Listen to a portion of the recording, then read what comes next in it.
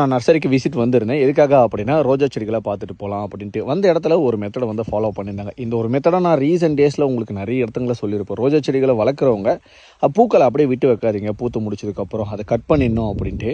இங்கே வந்து பார்த்தோம் அப்படின்னா இன்றைக்கி இந்த லேபர்ஸ் எல்லாமே அந்த வேலையை தான் பண்ணிட்டு இருந்தாங்க. பூக்கள் எல்லாமே பூத்து முடிச்சுது அப்படின்னா அதை அங்கேருந்து கட் பண்ணிவிட்டு செடிகளை கொஞ்சம் லைட்டாக ப்ரூனிங் பண்ணி விடுவாங்க. இங்கே பாருங்கள் எவ்வளோ ரோஜா பூக்கள் வேஸ்ட்டாக கிடைக்குது அப்படின்ட்டு. ஸோ ஒருவேளை நீங்கள் இந்த இடத்துல இருந்தீங்க அப்படின்னா என்ன பண்ணுவீங்க? இந்த ரோஜா பூக்கள் எல்லாமே கண்டிப்பாக எல்லாருமே வீட்டுக்கு எடுத்துகிட்டு போயிடுவீங்க, எனக்குமே தெரியும். ஸோ சூப்பராக இருக்குது பாருங்களேன், எல்லா பூக்களுமே இங்கே பாருங்களேன், பக்கா கண்டிஷனில் இருக்குது.